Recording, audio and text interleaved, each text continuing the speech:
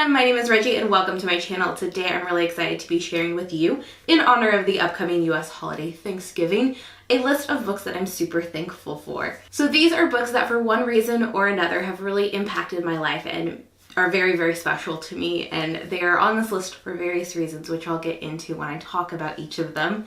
But I did want to say that while all of these books are some of my favorites, not every book that's on my favorites list is in this list, so these are really the books that stood out and that have a special place in my heart. So the first few books I want to share are books that were very formative to me when I was growing up. The first one is going to come as no surprise. It's super obvious. It's Harry Potter. I have Harry Potter and the Philosopher's Stone. This was the anniversary edition. It's just the easiest to get off my shelf, but obviously as an American child, I read The Sorcerer's Stone. I was always a kid reading even before Harry Potter came out, so when Harry Potter came out and Hermione was a person who loved school and enjoyed books and the library, I finally felt seen. I've mentioned this on my channel before, but I was bullied in school for being a reader, not like heavily, but people just didn't get it. And it wasn't until Harry Potter came out and people were all ravenously reading these books and they saw Hermione as a person that we're supposed to like revere, that they're like, oh, I kind of get you now. And so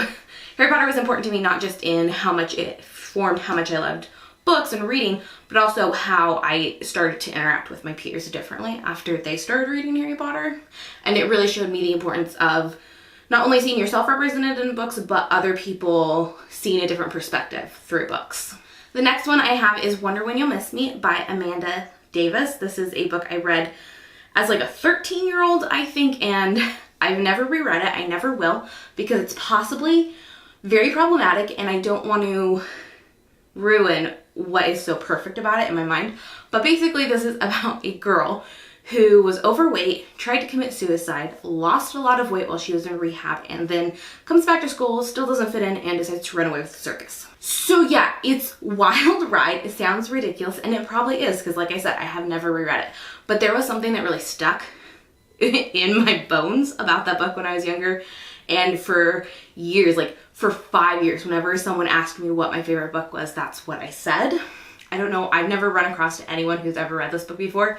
I can't in good faith say I recommend it because I don't know how it's stood up to the test of time. I can say that Amanda Davis passed away shortly after writing this book in a plane crash. So since she's never written another book, I can't even tell you if her other writing is different to this. She did write a collection of short stories that I may choose to read one day. However, this book just really like imprinted itself on my soul when I was younger, and it really affected the way I looked at the world and I looked at myself, and I can't really explain why it resonated with me so much, but it did. Next up, I want to talk about two books that just kind of came to me in the right place at the right time. So I read these at the perfect place to read these books in my life.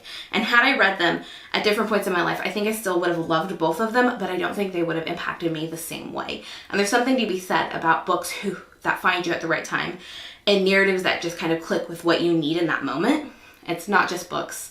Movies, TV shows, any kind of art can do this for you. For me, it's often books. The first one is The Bone Season by Samantha Shannon. This is a book I read the year it came out, 2013. It's about like an 18, 19-year-old clairvoyant who lives in a world where clairvoyancy is outlawed, so she works in the underground. Shortly after the book starts, she is drugged, kidnapped, and taken to essentially an internment camp, and we unearth this like secret dark underbelly of this world we're learning about. It's so incredibly interesting. I love it so much. There are problematic aspects to it, but I will always and forever still love this book so much. And it's hard for me to put into words how much I love this book. I do have a review over the first 3 books in this series, so if you're interested in learning more about these books, I definitely recommend that. But the reason this hit me at the right place and the right time is after I graduated from college, I started reading a lot again. I didn't read a lot in college just because I was so busy with all of the things that college presents you with. And so as the child avid reader that I wasn't reading as many books as I once did.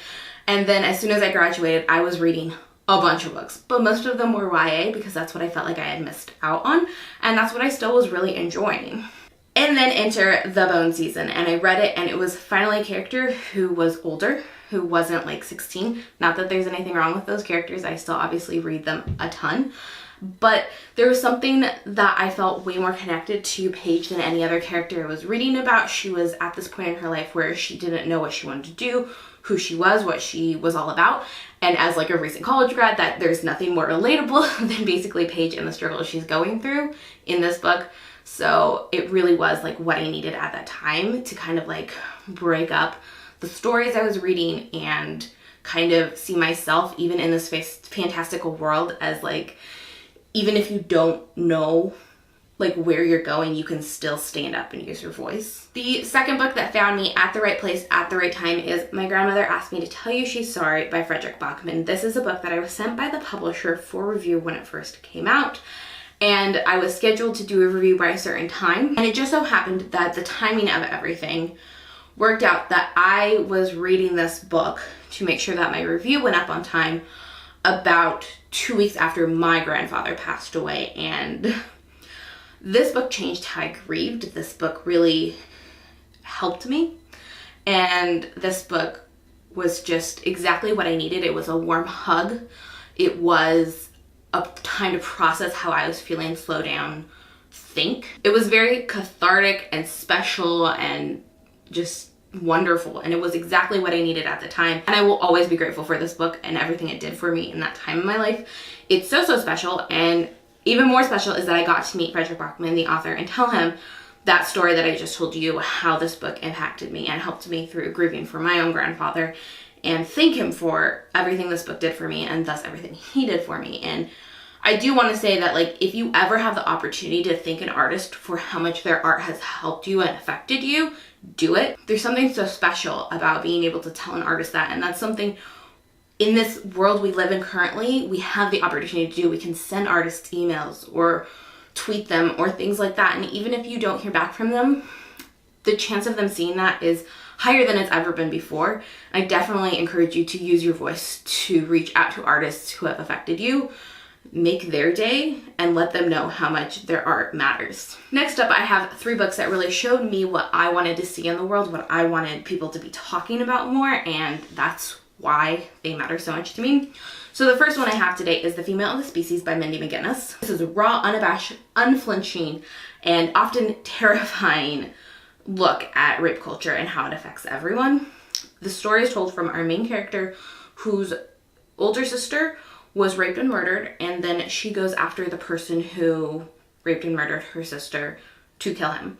So it's not realistic, and it's also not a protagonist we're necessarily rooting for, but it's a person who stands up and says things like they are, and says things people don't talk about that often. It's the conversation about rape culture I want to be told. It's things I want people to read and understand. I just so often want to shove this book in people's face when they say something naive and stupid and be like, educate yourself, read this book. And there's other things they could do to be educated, but that's the feeling I got when I read this, was like, yes, Mindy gets it. This book gets it.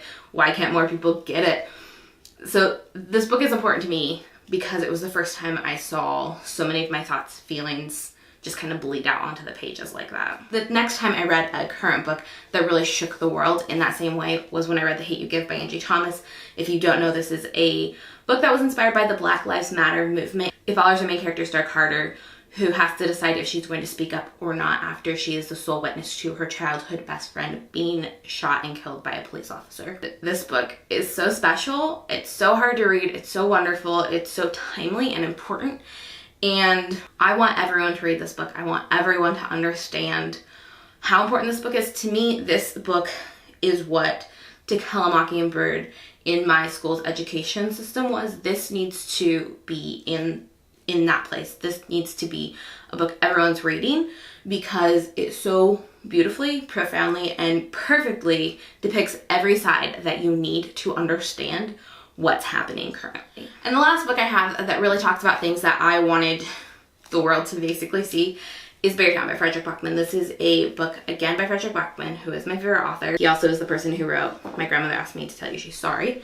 This book tackles rape and victim blaming in such a wonderful way because it looks at every side of the argument from every perspective, under every lens, with every piece of nuance, and still tells you why that's not cool to victim blame without villainizing anyone other than the rapist, but even humanizing him to an extent, but not in a way that you're angry about him being humanized. I think it's so important to get that perspective from every side, from every viewpoint, from every lens.